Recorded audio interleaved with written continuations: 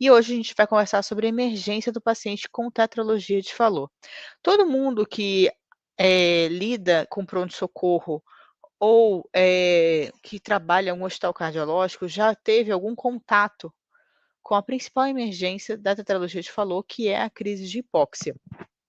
E lembrando que não é só a tetralogia de Fallot que vai ter a possibilidade disso acontecer, né, tem outras patologias que podem evoluir com crise de hipóxia, desde que você tenha uma obstrução na via de saída do ventrículo direito, alguma obstrução ao fluxo pulmonar.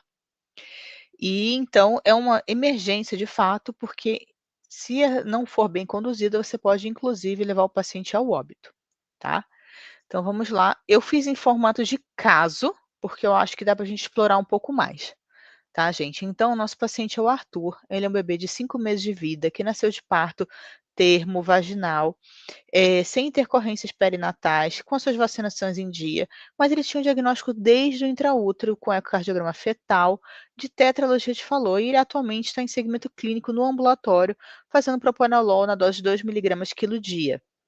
A mãe do Arthur, ela relata que ele sempre é um lactente, que quando chora apresenta episódio de cianose desde o nascimento, que tem ficando mais evidente, principalmente quando chora e as mamadas prolongadas. E após acordar hoje, ele teve episódio de choro intenso, seguido de uma cianose importante, uma taquipneia com irritabilidade, que durou mais ou menos 10 minutos, sem melhora espontânea, e ela resolveu procurar o pronto atendimento.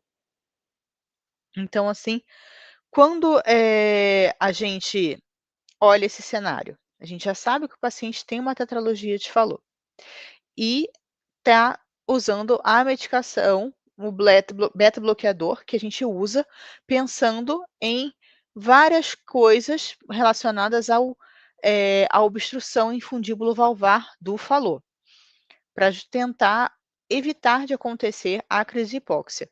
Não, nem sempre a gente consegue, sim, com a forma que, à medida que essa criança vai crescendo e vai piorando essa estenose em fundíbulo valvar, às vezes você vai ter que ir aumentando essa dose, e quanto mais cianótica a criança for ficando e mais frequentes as crises de hipóxia, talvez esteja se aproximando o momento da correção total. Veja que o Arthur tem 5 meses, tá? A gente costuma fazer a cirurgia desses pacientes depois entre 4 e 6 meses, geralmente. Está bem ali no momento, entre 4 e 8, vai, 4 e 8 meses, assim, é o momento ideal que a gente faz.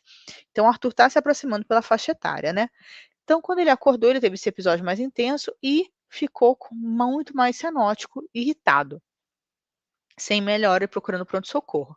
Quando chegou no pronto-socorro, os sinais vitais do Arthur eram os seguintes: 123 frequência cardíaca, uma pressão de 70 por 42, saturando 62% em ar ambiente, uma frequência respiratória de 72 incursões e uma temperatura de 36. Era para ser 36,5, tá, gente? Desculpa aí que saiu duplicado. Então, a gente tem uma frequência cardíaca um pouco alta, uma pressão no limite inferior da normalidade, uma saturação bem baixa e uma taquipneia junto. Ele estava em regular estado geral, mais prostrado, gemente, com uma cianose generalizada importante, de 4 cruzes em 4, mais evidente nas extremidades e nos lábios. Anictérico, afebril, ausculta pulmonar com nada digno de nota e ausculta vascular com sopro sistólico ejetivo de 2 cruzes em 6 no foco pulmonar e a segunda bulha única.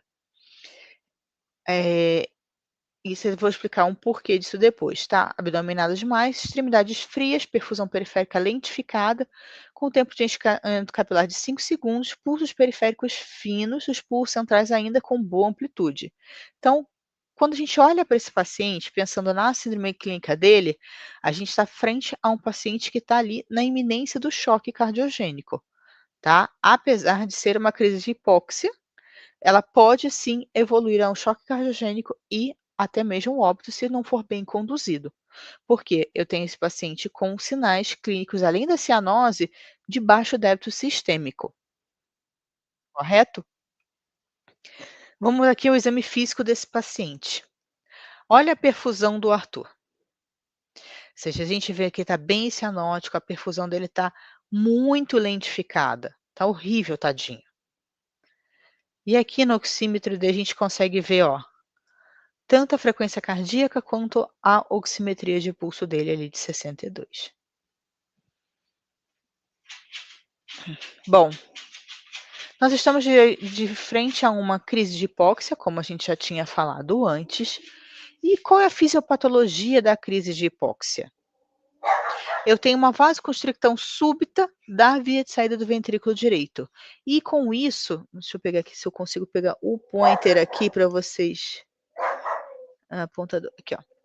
Ou seja, quando na tetralogia de Fallot, quando a gente tem o desvio anterosuperior do septo infundibular, a gente faz a aorta cavalgar o septo interventricular, desculpa, ficando mais destroposta. Com isso, você obstruiu a via de saída do ventrículo direito. Você formou a CIV, causou uma estenose infundíbulo valvar pulmonar e levou uma hipertrofia do ventrículo direito por conta dessa resistência, porque o ventrículo direito não é uma câmara de pressão, é uma câmara de volume. Então, se você tem uma obstrução na via de saída, ele tem que fazer mais força do que ele deveria, e ele vai ficar hipertrófico. Com isso, quando eu tenho fatores desencadeantes da crise de hipóxia, eu vou levar o quê? A uma piora dessa obstrução, uma constricção súbita dessa via de saída. Muitas vezes até pode acontecer do infundíbulo encostar aqui na parede e realmente obstruir totalmente a passagem. E com isso, o sangue que está aqui no ventrículo direito, ele vai desviar para onde? Para a aorta. Por isso que você vai ter essa cianose importante. E quais são esses fatores desencadeantes? Dor, agitação, hipovolemia, infecções, anemia, má adesão à medicação. Então, se a criança estava mais irritada, com dor, com alguma que ela falou que o Arthur acordou irritado desde cedo, podia ter algum fator desse desencadeante que esse choro incessante, acabou levando a essa constricção súbita. E o quadro clínico da crise de hipóxia, então, a gente tem um paciente com uma cianose importante, taquipneia, agitação psicomotora, seguida de hipotonia e sonolência. O que que é isso? É o cérebro desligando. O cérebro é o principal consumidor de oxigênio do nosso corpo. É quem tem então, se eu não tenho tanto oxigênio circulante, ele vai fazer o quê? Ele vai se desligando.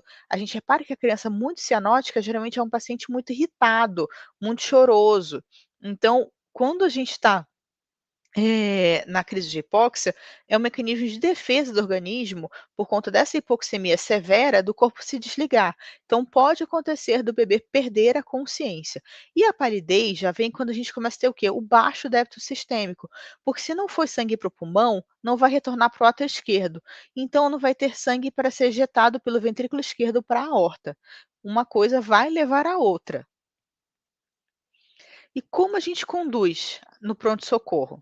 A primeira medida que a gente tem que fazer é a posição geno-peitoral, porque a gente vai levar um aumento do retorno venoso sistêmico, aumentando, então, dando pré-carga para esse ventrículo direito. Aumentando essa pré-carga, a gente consegue tentar vencer essa resistência da via de saída do ventrículo direito, dessa obstrução. Oxigênio-terapia. Pode ser por uma causa não pulmonar que a gente está tendo essa cianose? Sim, mas o oxigênio, ele é o principal vasodilatador pulmonar, primeiro e principal. Se eu reduzir a resistência vascular pulmonar, eu também facilito desse sangue vencer essa obstrução e conseguir chegar a alguma coisa lá. Eu tenho que facilitar o caminho da hemácia, certo? Eu tenho que dar um jeito de vencer essa barreira da obstrução súbita. Um acesso venoso periférico, inicialmente no pronto-socorro, vai ser difícil você conseguir um central, mas enfim, que seja um acesso, calibroso, que você consiga fazer as medicações, que você consiga hidratar esse paciente. Morfina, gente, a morfina, ela é uma carta na manga muito importante que a gente tem. Só tem que tomar cuidado para não fazer depressão respiratória, mas a morfina, a gente controla a dor e reduz as catecolaminas endógenas também, certo? É 0,1 miligrama quilo dose, então a gente consegue fazer com que o paciente relaxe, saia daquele quadro de agitação psicomotora, daquela irritabilidade inicial, reduzindo as catecolaminas endógenas e melhorando a dor, e a gente está aqui tratando os fatores desencadeantes, no caso. Beta-bloqueador. A função do beta-bloqueador é também de reduzir o espasmo infundibular. E também, com ele, a gente baixa a frequência cardíaca, aumentando o tempo de diástole. O tempo de diástole vai fazer com que eu tenha mais tempo de enchimento ventricular, e aí eu vou conseguir aumentar a minha pré-carga. para também pensando em vencer essa resistência, na via de saída do ventrículo direito, essa obstrução. Detecção de fatores que possam ter desencadeado a crise de hipóxia, como infecção também. Hidratar de forma cautelosa esse paciente, porque se ele está fazendo crise de hipóxia, ele pode ter uma disfunção diastólica desse ventrículo direito. Então a gente tem que tomar cuidado nessa hidratação, e também se ele já estiver evoluindo para um choque cardiogênico, a gente tem que tomar cuidado com essa hidratação para não ser muito generosa. A gente precisa sim fazer volume para aumentar a pré-carga e vencer essa obstrução, mas tudo em excesso pode se virar contra a gente, ficar com congestão pulmonar, congestão hepática, então a gente tem que ter cautela nessa hora de hidratar. Não é legal que esse paciente tenha anemia, por quê? Com poucas hemácias eu vou ter menos carreador de oxigênio, então eu tenho que aumentar a minha entrega tecidual de oxigênio, corrigindo as anemia quando eu tiver, e distúrbio hidroeletrolítico, porque a função cardíaca fica extremamente prejudicada quando eu tenho uma acidose, por exemplo. Então tem que corrigir uma hipocalemia também, uma hipocalcemia. Então tudo isso é para pensar na otimização da função cardíaca. Se uma sedação leve para reduzir a agitação, com midazolam intranasal, se você não tiver acesso, ou uma dose baixinha intravenosa. E aí, depois que tiver feito essas medidas iniciais, você vai correr atrás dos exames complementares. Você vê que eu nem pensei no eco no início, só depois que estabiliza o paciente é que você pensa no ecocardiograma. Até porque ninguém deve ter um ecocardiograma à disposição no pronto-socorro, ao menos que o plantonista saiba fazer um POCUS, alguma coisa assim. Veja que, assim, os principais exames, na verdade, H, os eletrolitos, hemograma, PCR, o raio-x, sim, pode ajudar para excluir algum foco pulmonar, e o eletro. Mas o eco aqui poderia nem estar junto, tá? Ele não é essencial para você diagnosticar e nem para você tratar a crise de hipóxia. Se você tiver essa disposição, ótimo, porque você vai conseguir avaliar o quão está essa obstrução na via de saída do ventrículo direito. Então, como esse paciente evoluiu? 20 minutos após as medidas iniciais, o Arthur não evoluiu bem. Ele mostrou uma hipoxemia importante, a saturação dele piorou 52%. Ele foi ficando mais hipotenso, a pressão agora está de 60 por 38 e foi rebaixando o nível de consciência, foi ficando mais letárgico e não reagente. Ou seja, as medidas iniciais que costumam funcionar não deu certo para o Arthur. Provavelmente a obstrução dele era extremamente importante, a gente não conseguiu vencer essa obstrução da via de saída do ventrículo direito. Que a gente pode fazer?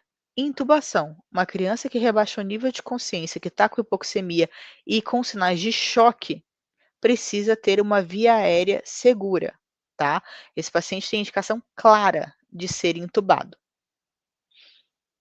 Noradrenalina contínua. O porquê da noradrenalina? Eu acho que já estou me adiantando de tudo que eu tinha botado nos slides de discussão, gente, mas eu sou assim. À medida que as coisas vão aparecendo, eu vou falando.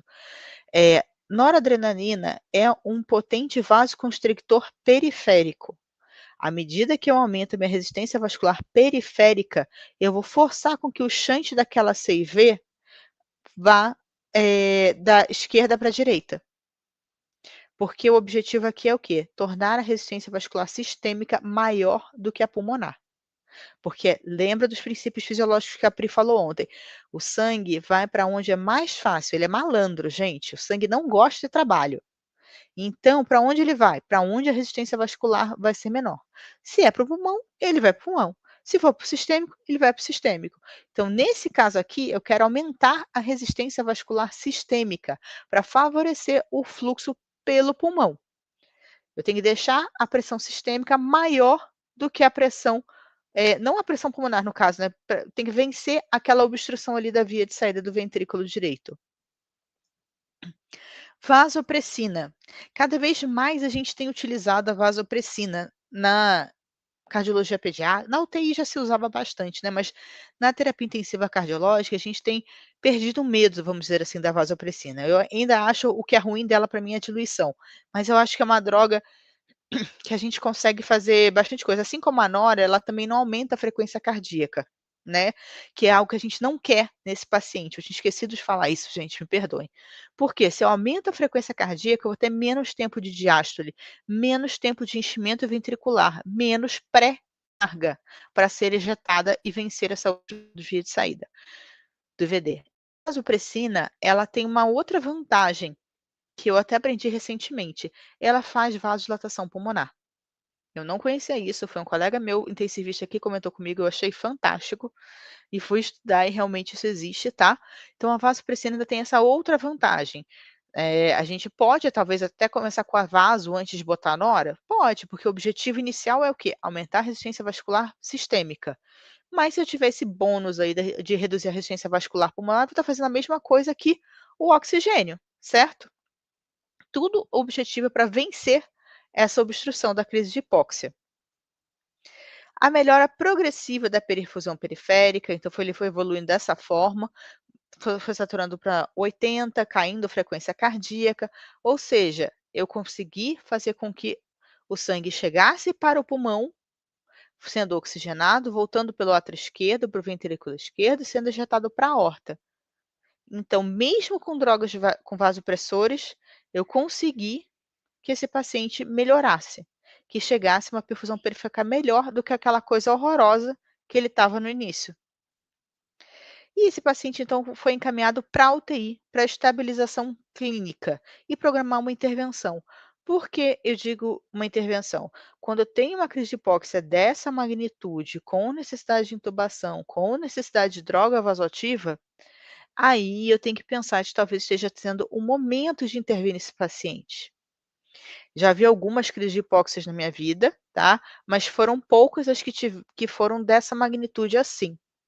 E que a gente teve que realmente entrar com vaso, com foi noradrenivaso esse paciente em si que eu estou lembrando aqui, foi na minha época da diária da UTI do INCOR, e que a gente acabou em menos de 12 horas levando para uma intervenção, porque a criança não melhorava. No caso aqui do Arthur, ele melhorou, se estabilizou com essas medidas clínicas, mas tem que ficar essa pulguinha atrás da orelha de que está na hora de você pensar de que esse paciente precisa de uma intervenção. E quais seriam as possibilidades de intervenção? Né? No caso, deixa eu voltar aqui. A intervenção que a gente pode fazer, ou um shunt sistêmico pulmonar, ou um stent na via de saída do ventrículo direito, tá?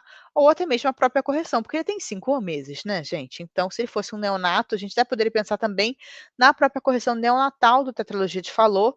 Tem alguns serviços que fazem, não é a maioria, mas que costuma ter bons resultados. Então, aqui para a gente discutir, na fisiopatologia da crise de hipóxia, quando você tem essa obstrução, você já tem um infundíbulo espesso, certo? E aí você tem aqui todos aqueles fatores desencadeantes, levando essa constricção súbita por esse espasmo infundibular, você vai ter essa queda abrupta da saturação. E se você não consegue relaxar essa musculatura, se você não consegue vencer essa obstrução, aquilo vai se perpetuar. E à medida que o sangue não chega ao pulmão, não há retorno venoso para o átrio esquerdo, com sangue oxigenado, não vai ter nenhum conteúdo, nenhum sangue para ser ejetado pelo ventrículo esquerdo para a circulação sistêmica. Então a gente pode sim entrar num baixo débito cardíaco, sistêmico e num choque cardiogênico, e evoluindo até mesmo por uma parada cardiovascular. O mecanismo é pelo desvio do shunt da direita para a esquerda, por essa obstrução súbita, porque nessa obstrução súbita a pressão intraventricular direita com essa obstrução da via de saída vai ficar suprassistêmica, fazendo esse shunt da direita para a esquerda, levando a essa cianose. E você vai lembra na ausculta que o sopro era de baixa intensidade? Era de 2 cruzes? E a segunda bolha estava praticamente única, estava única, porque a quantidade de sangue passando era tão pouca, tão pequena, que a gente não gerava o sopro, certo? Não tinha sangue passando. Se eu não tenho sangue passando, eu não vou ter sopro. O sopro, ele é um barulho que a gente escuta, decorrente da diferença de pressão, do gradiente pressórico entre 2 pontos na circulação, e precisa que tenha fluxo para isso. Se eu não tenho passagem de sangue, eu só escutava a B2 única, por quê? Porque só estava passando sangue pela aorta. E a intensidade do sopro estava de 2 cruzes ali, por quê? praticamente não passava sangue, certo? Hiperventilação para e o aumento do retorno venoso sistêmico para o VD. Quando o paciente vai fazendo isso, dessa hiperventilação, é um mecanismo, de retroalimentação, certo? Ele está tentando desesperadoramente que chegue mais sangue, mas isso não vai acontecer. Bom, mas as medicações que a gente ou as medidas iniciais que a gente fez, que nem eu já tinha falado, a posição genopeitoral, a gente vai se usar dela, porque a gente fazendo a flexão dos joelhos no abdômen, a gente aumenta o retorno venoso sistêmico, aumenta a pré-carga para esse ventrículo direito. O oxigênio também já falei, pela redução da hipóxia e pela vasoconstricção pulmonar, no caso, então a gente está tentando ele é o primeiro vasodilatador pulmonar, né, no caso, então a gente está tentando diminuir essa pós-carga pulmonar, vasodilatando lá, tentando de qualquer forma facilitar do sangue vencer essa obstrução súbita da via de saída do ventrículo direito, e ir para frente. A morfina também a gente já falou, né, a gente vai reduzir catecolaminas endógenas, vai tentar tratar um espasmo infundibular, relaxando esse infundíbulo, analgesiar o paciente, e o beta-bloqueador, com o objetivo de controle de frequência cardíaca e melhorar a diástole. Se você não o beta-bloqueador venoso, o esmolol, não é muito fácil, assim, de você manejar, vamos dizer assim, tem que ter um pouco mais de experiência. Outra medicação que a gente possa de usar nessa situação seria o Precedex, tá, que é uma medicação segura que a gente pode fazer também, e ele tem como efeito, sedativo e de redução da frequência cardíaca. Então seria uma medicação que a gente poderia lançar mão aqui, que eu só lembrei dele agora olhando esses slides. Acho que ele não vem no tratamento clássico, né, foi só quando o raciocínio surgiu aqui na minha cabeça. Isso é uma outra coisa que a gente tem que aprender, gente. Não existe uma receita de bolo na cardiologia pediátrica. Nem todo paciente vai usar as mesmas medicações. E eu fiz até mais ou menos um comentário, a gente tem um post sobre isso, não existe uma droga vasoativa ideal para cada situação, perfeita. O que você existe é o efeito que você quer provocar. Nesse caso aqui, eu quero sedar, tranquilizar o paciente e baixar a frequência cardíaca. Eu posso fazer a morfina, eu posso fazer o beta-bloqueador, mas eu também posso fazer o Precedex. Então, assim, as medicações têm que ser feitas e escolhidas com base no seu raciocínio clínico para o efeito que você quer, certo? E a combinação, o ajuste que você vai fazer é com base no seu raciocínio. Indicação de intubação, então, no caso, rebaixamento de nível de consciência, falha das medidas iniciais e exaustão respiratória, totalmente a fadiga desse paciente, porque quando ele está hiperventilando, ele está tentando aumentar o retorno venoso sistêmico para o ventrículo direito, tentando, tentando, tentando, mas não vai conseguir, por conta dessa obstrução, porque não vai dar certo. Quando ele hiperventila, ele vai, respira, respira, respira, mas infelizmente não vai responder e vai fadigar. A gente sabe que criança fadiga em algum momento. Então, pela segurança do paciente, a gente acaba evoluindo para intubação. O uso dos vasopressores, então a nora, a gente aumenta a resistência vascular sistêmica, mas pode não ser suficiente. Lembrar que a noradrenalina não aumenta a frequência cardíaca, porque esse é o principal motivo da gente não usar a adrenalina. A adrenalina, ela inicialmente em dose beta, como a gente chama, faz vasodilatação periférica e aumenta a inotropismo e frequência cardíaca, depois ela passa a ter o efeito vasoconstrictor, porém, ela aumenta a frequência cardíaca, que é tudo que eu não quero aqui.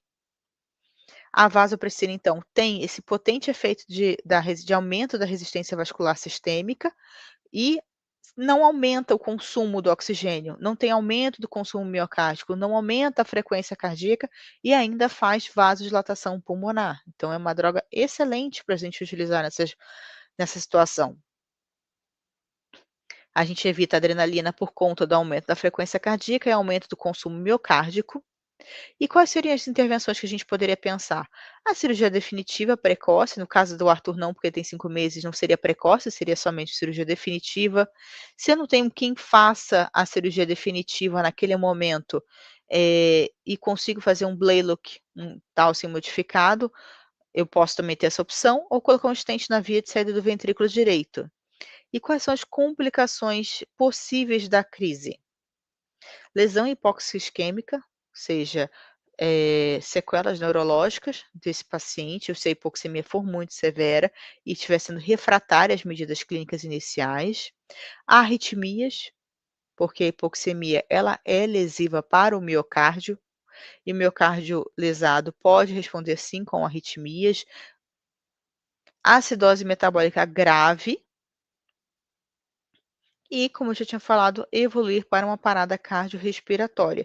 Então, é uma emergência, é um quadro potencialmente fatal. E a gente lembra que ele já estava evoluindo com sinais de choque cardiogênico. Desde o primeiro exame físico, a gente já tinha sinais de que ele estava evoluindo para um choque, ainda compensado pela pressão arterial de 70 de sistólica, mas era um choque iminente. E aqui, então, gente, antes da gente continuar a nossa discussão, eu deixo para vocês um convite para nossa imersão do dia 23 a 24 de setembro. É uma imersão online, ao vivo e gratuita, onde o nosso foco que a gente chama dominando as cardiopatias congênitas. A gente sempre vai, quando for fazer a inversão, a gente vai escolher uma cardiopatia e vai destrinchar ela toda.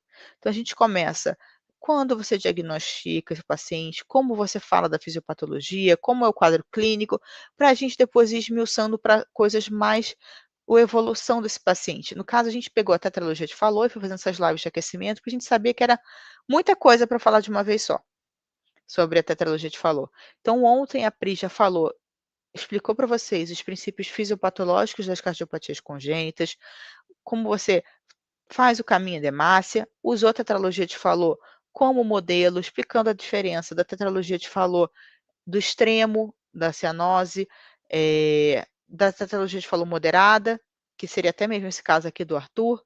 Vocês verem que em nenhum momento eu falei de eco aqui, viu, gente? O eco não é necessário para você conduzir uma crise de hipóxia. Vai ser depois que o paciente já estiver estabilizado para você pensar na sua intervenção. E depois, no caso hoje foi essa emergência, amanhã a gente vai falar da parte de arritmias, porque falou morre de arritmia, então é extremamente necessário, e a gente vai contar com a presença super especial da Marina, que é a arritmologista pediátrica. Tudo isso para a gente se aquecer, já está embasado com algum conhecimento para a nossa imersão dia 23 e 24 de setembro. Então, quando a Pri vai falar na primeira aula, dia 23, do diagnóstico e manejo do paciente cardiopata, quando você tem uma suspeita clínica, as suas condutas para você fazer quando é um recém-nascido, quando a tetralogia te falou, e no dia 24 eu vou falar das complicações pós-operatórias desse paciente na infância até o adulto, do seguimento realmente desse paciente após a sua intervenção. É que eu já tinha falado antes das lives de aquecimento. Desculpa aí, gente. Então eu queria chamar de volta a Pri e a Marina também, para a gente poder discutir um pouquinho mais sobre a tetralogia de Fallot, sobre a crise de hipóxia. Boa noite, de volta aqui. Obrigada, Ingrid. Assim, é sempre muito bom a gente ver essas condutas e essas orientações do paciente na emergência, né? Porque eu acho que é uma situação que o pediatra mais teme quando chega um paciente na emergência e que tem cardiopatia congênita, né? A gente sabe que esses é sempre o temor. Mas eu acho que dá para a gente também falar aqui, né? Poxa, será que só acontece isso na tetralogia de Fallot? Você já disse aí na sua aula, né?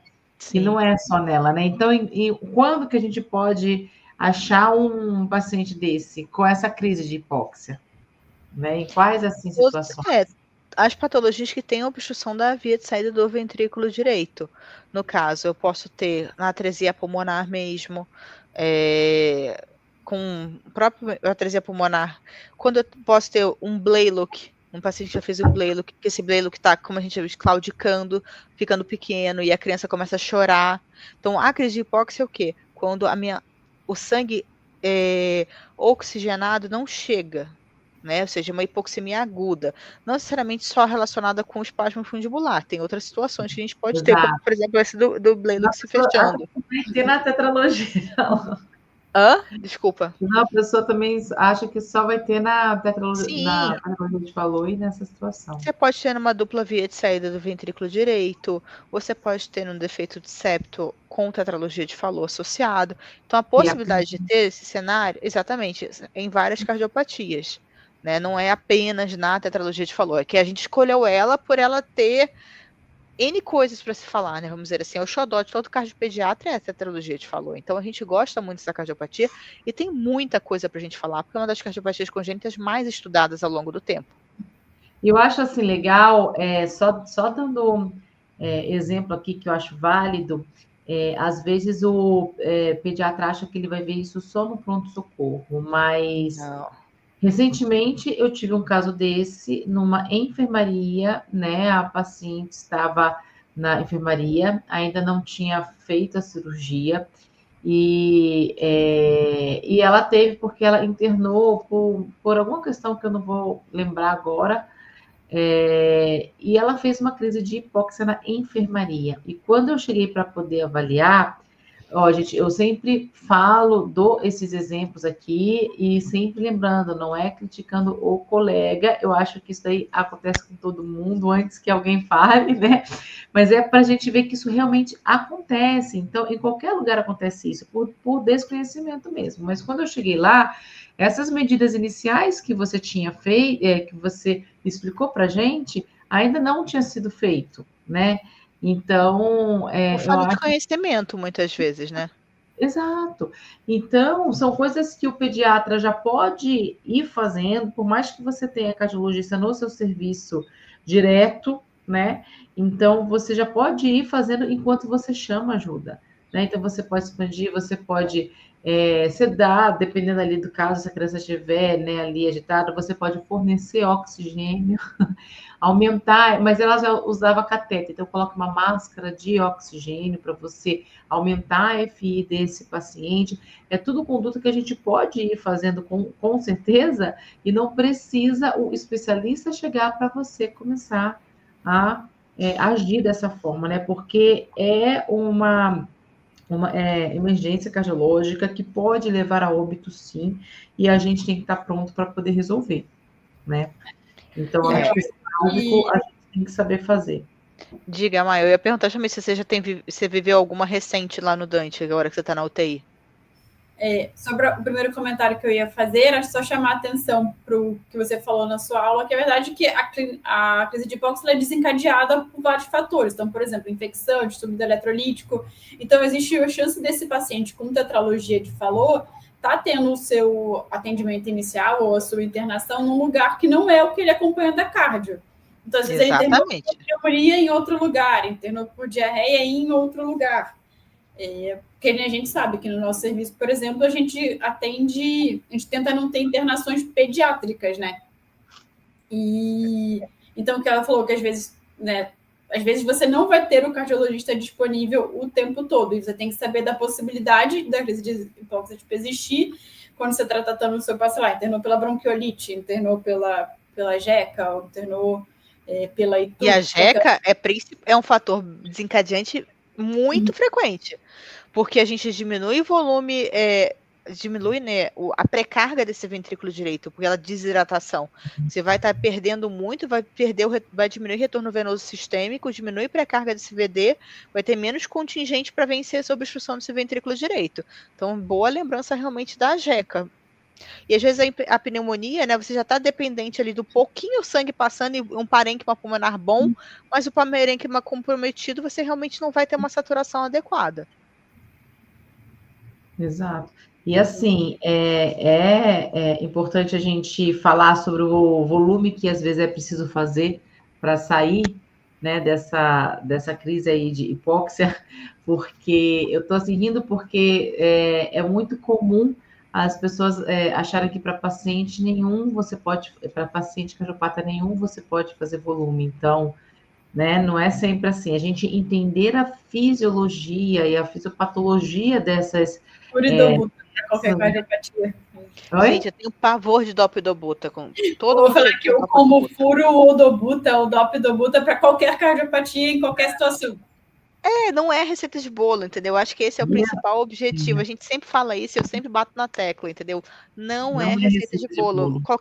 Que nem eu lembrei do Precedex, não estava nem na minha aula, gente. Não tinha Sabe uma coisa que eu ia te falar, que você falou nessa aula sobre a vasopressina? Eu aprendi por causa daquela aluna lá que falou no grupo, viu? Que vasopressina tinha vasodilatador pulmonar. Já se sabia, porque eu sou de base intensivista, né? Então, a gente sabe desse efeito aí da vaso, mas ela tem esse efeito vasodilatador pulmonar, sim, e por isso que eles têm usado, inclusive, no pós-operatório de Fontan. Lembra que eu falei para você que eu vou te mandar o artigo? Eu li o artigo, eu vou discutir esse artigo com os residentes semana que vem, mas é bem assim interessante. A gente pensou mesmo, a gente sabe que ele faz esse efeito, por isso que algumas vezes eu já uso, inclusive, em pós-operatório de norodissano, mas eu confesso para você que a gente começa a usar vaso em situações que já está muito caótico, então a gente tem a leve impressão de que a vaso não vai adiantar nada, mas também quando você está entrando, você está ali pré-ECMO, né? Mas ela tem sido utilizada, depois eu passo para vocês, está bem interessante. Esse artigo, sim, acho importante da vaso no Fontan, porque a galera tem muito preconceito com a vaso, né? Tipo, até para diminuir a adrenalina. A gente já mudando aqui o assunto, gente, mas até bom conversar assim. As intensivistas. Porque vai que a galera tem muito preconceito com a vaso, entendeu? Acho que até os cirurgiões também têm medo da vaso. Ai, mas tá com vaso! Tipo, putz, e às vezes eu falo assim, gente, o que é muita droga para você? Me fizeram essa pergunta uma vez. Mas esse paciente está com muita droga. Aí eu virei para a pessoa e devolvi assim, mas o que é muita droga para você? O que é muita droga? Para mim, é aquilo que o paciente precisa. Você não tem que sair subindo, você tem que botar uma coisa pensando em tirar. É que nem ECMO. Droga vasoativa é que nem ECMO. A ECMO é a melhor droga vasoativa de todas. Você tem que colocar pensando na hora que você vai tirar. E acho que eu gosto muito do raciocínio que você falou, de às vezes, por exemplo, juntar vasopressina para não chegar numa dose absurda da noradrenalina. Precisar com certeza. 5, 0,4, então quando o seu paciente já está lá com 0,2, 0,3 e não resolveu, você já começar a pensar e... Nossa, eu já acho 0,3 nora alto, entendeu? Não, mas é cabeça de cardiopediatra, né? Tipo, não de intensivista, no caso. Então, a gente já fica preocupado com a nora alta. E eu acho que realmente isso, você colocar, às vezes, um cheirinho de vaso, uma dose menor, vai fazer toda a diferença. Exato. Então, eu sei falar, vamos relembrar aqui a vaso, porque ela pode ser útil mesmo. Aí, quando você fala... Essa criança que eu acabei falando foi uma crise de hipóxia muito feia da minha época da diária do INCOR, que estava com noradrena e vaso. Em menos de 12 horas, a gente não tinha cirurgião disponível. Olha, tipo assim, tem 5 cirurgiões assistentes lá, na minha época que eu estava lá. Tipo, é um hospital eminentemente cirúrgico. A gente conseguiu o doutor Raul colocasse um stent na via de saída, porque o problema dessa criança era muito mais infundibular do que a válvula era boa, e ele brilhou, botou só no infundíbulo e poupou a válvula. 2 dias depois, estabilizou a criança, depois de 2 dias ela foi para a cirurgia total e preservou a válvula pulmonar, você acredita? Só fez ali a ventricular deixar esse infundíbulo. Né? Aqui a gente tem um hospital como é o único aqui da nossa região aqui, a gente tem vários exemplos, e a gente está exatamente com o recém-nascido que eu levei hoje lá para a UTI, que já tinha diagnóstico de tetralogia, a gente falou, teve que nascer para a gente saber se ia ser crítico ou não, e no final, a gente estudando ali, acho que ele estava com um gradiente alto, a gente refez o eco, e agora a gente está estudando para ver se coloca o stent na via de saída. A gente não tem aqui essa parte hemodinâmica tão ativa como vocês têm aí, né? Então, a gente está crescendo ainda. Então, tudo é cirurgia. Então, agora a gente está pensando em realmente colocar. Agora que tem mais essa disponibilidade. Então, sempre que a gente tem alguma aula, você fala assim, cara, eu tenho um paciente lá na meu TEI que está assim. E exatamente, ele internou agora à tarde. A gente puxou ele. Porque o stent na via de saída, ou você tem as opções, ou você já pega, se a válvula é ruim, você já vai ter que tirar mesmo, você já avança a válvula ali e já abre tudo, deixa o caminho tudo livre, como se fosse uma insuficiência pulmonar total. Agora, se você tem uma válvula que tende a preservar, aí já é mais difícil, porque a pessoa tem que botar só no infundíbulo, abaixo do anel valvar. Aí exige uma expertise um pouco melhor, sabe? Agora, É uma mais dúvida que você complicado. falou aí sobre correção total no período neonatal. Vocês têm alguma experiência com isso? Na BP eu já vi, no Dante eu não sei se já tá fazendo, Mar. Dante não. Na BP Eles eu já fazem vi algumas. mas tem um peso mínimo?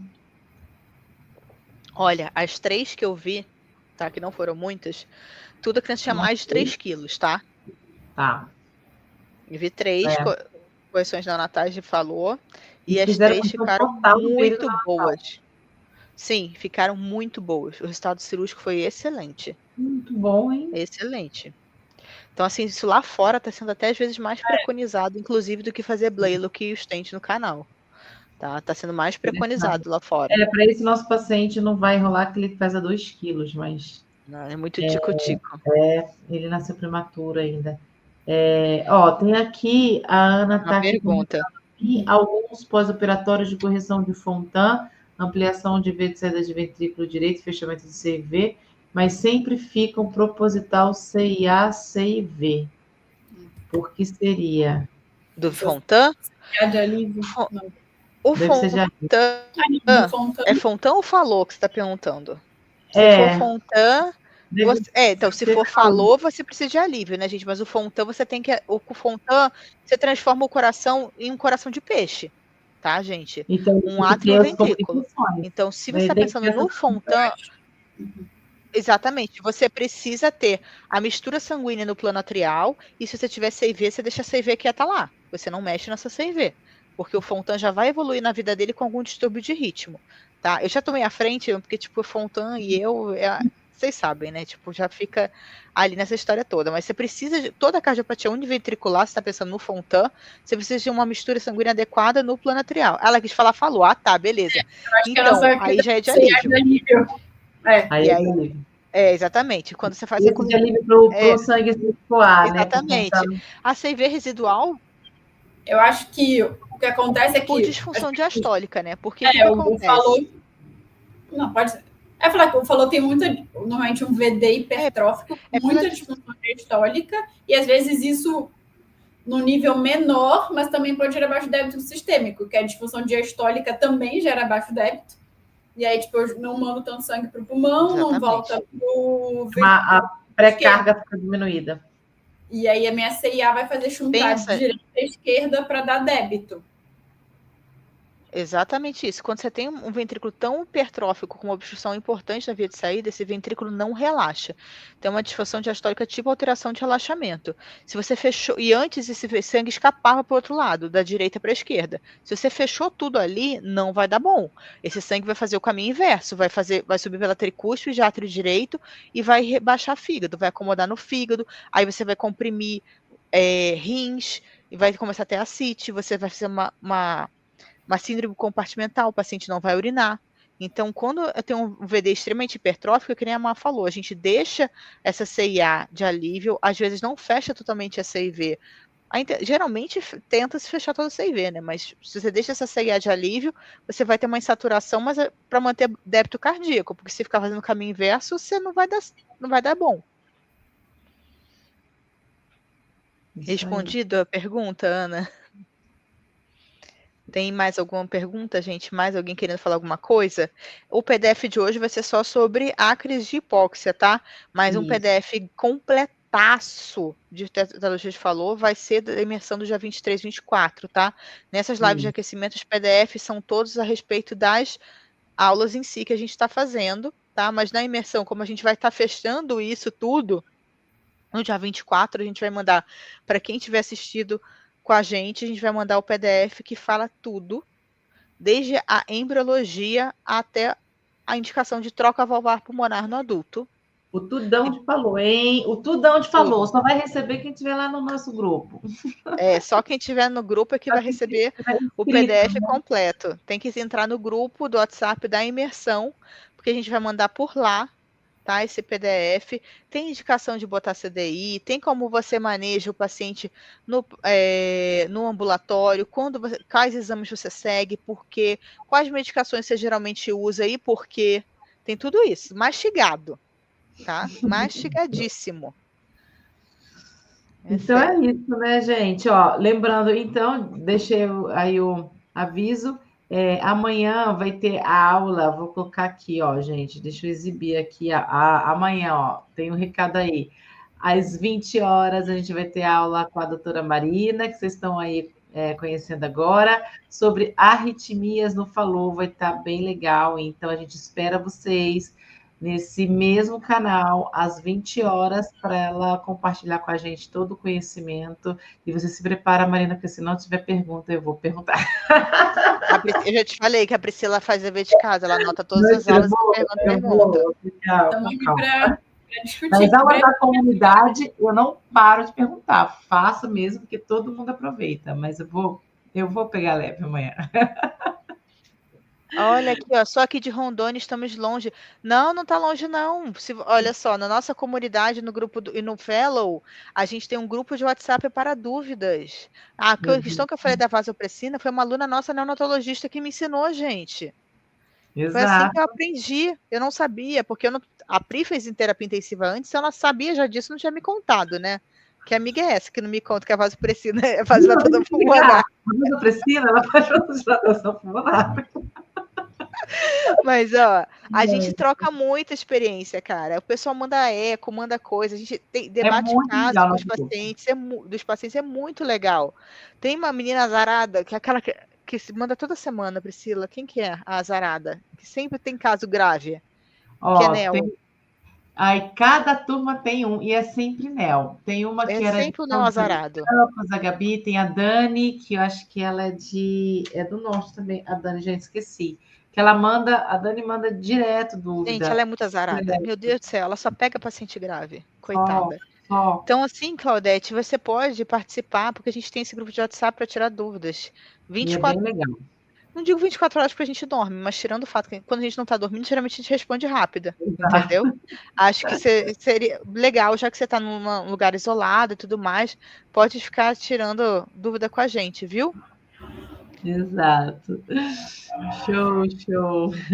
A Alessandra também aí participando. Obrigada, viu, gente? Então, ó, amanhã, então, a gente se vê aqui para poder ouvir um pouquinho sobre essas arritmias e a gente espera todos vocês que estavam hoje aqui também amanhã com a gente.